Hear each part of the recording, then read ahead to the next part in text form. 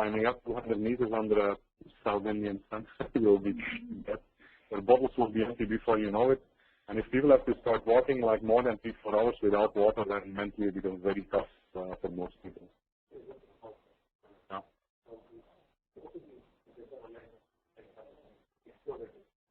Totally new indeed. So, yeah.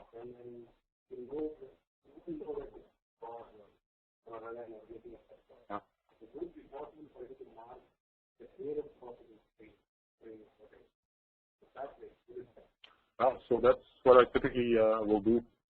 So I mean, you have this main thing here. So whenever you have this left cut, this right cut, whenever this, so these are typically the opportunities. I mean, the side valleys where you get an opportunity to climb up the hill in like a gradual pace instead of climbing up in this black area where the topo lines are very close, it's very steep.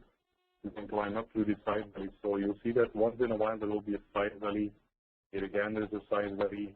Here is a side valley. So like that indeed, so I will put some important markers. That's one thing, Harry. Another thing that I will do is I will make printouts of this. So I'll carry this in paper format with me. And so typically I will know my position on the GPS. How far I will be away from the valley, somewhere west, because I will put some regular points at regular distances. So I know where exactly on the paper map I am, and then I know, well, 2 kilometers back there is some slope where we can easily get up. So that indeed is a good point, yeah. So, yeah, I actually used to upload this in our file section. So if you go to our Google group, there's this file section where I typically used to put all the GPX files. But again, I removed them again because I saw some of these commercial hacking clubs started downloading some of these things and started like commercializing certain things. So I didn't want to spoil some of these beautiful places. I mean, we do it because we love it and we want to keep the places as they are. I mean, we don't want to spoil them by making them tourist attractions. So some of these places like Manamburu and Venkatapalli, it's like so exploited. So, I mean, they do tourist trails there, and last time when we went there, it's like one big chunk of plastic. Unbelievable how completely exploited. So let me show you one more thing. So one very nice, cool thing to do then after the trek is, it's not to, I mean, show this on a two-dimensional flat Google map, but it's actually to put this trail in 3 dimensions. So you can actually review the trail that you did in a 3-dimensional Google Earth view.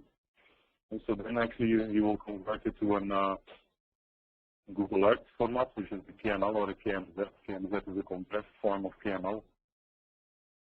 Well, this is the KMZ file. So if you click on this, you will see this thing in Google Earth. Click.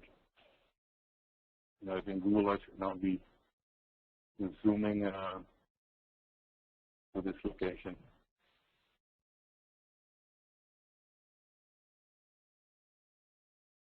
Google Earth probably uses some OpenGL or DirectX, which might not be requireable for our dial-in people.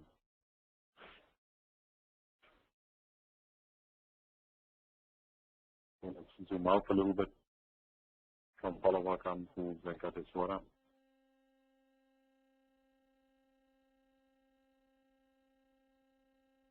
A little bit slow.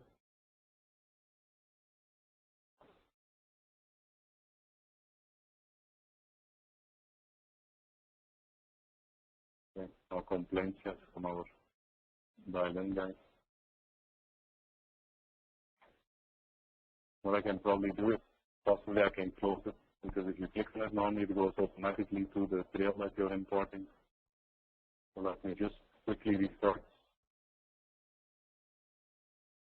If you normally click on a KMZ file, automatically Google Earth will start up if you have installed it.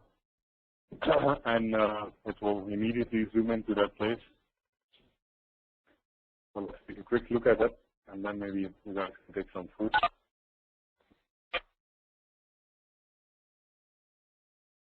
Just a sec.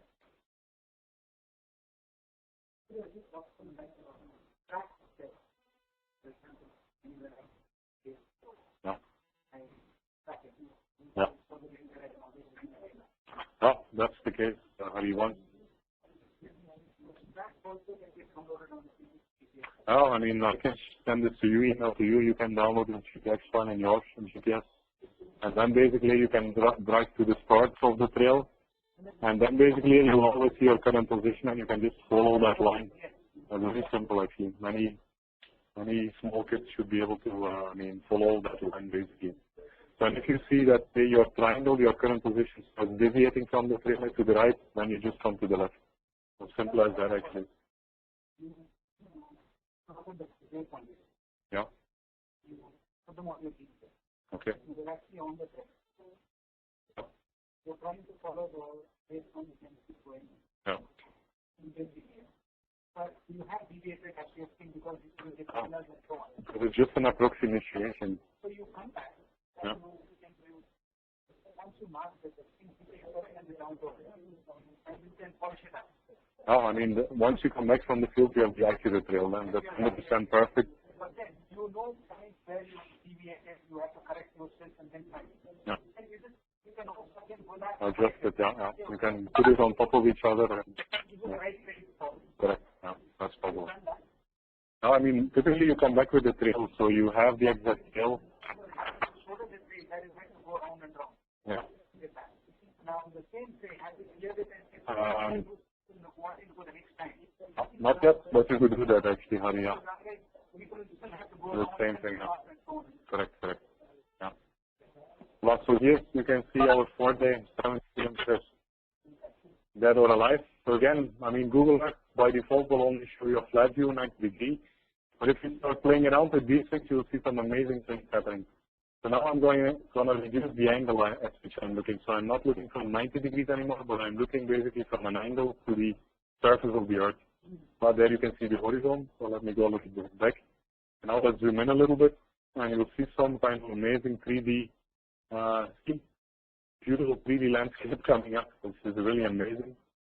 So here you can see that actually deep inside some valleys, you can then rotate and look at this scale from all possible directions basically. And so here you can clearly see that we're deep inside the valley here, big. And here somewhere, again, it's not really always visible because that gorge, for example, is only 5 meters wide, so that is not visible here. Here we got into that gorge, we got stuck. We had to come back to campsite of day 2, take the side valley here, and then start climbing up on the hill. And after that, actually, we went over the hills. Again, here we could not proceed going over the hills. We had to go to this point. So here we had to go down inside another valley. This took us a bit of time again. I mean, this you cannot really predict on the map. So we had to look a little bit to find an easy access point because this was like a drop of 200 meters. So then we followed this side stream and came again to the main stream. We followed the main stream. We got stuck here again. At like 4 meters is enough to block your progress. We came back. We climbed up here again.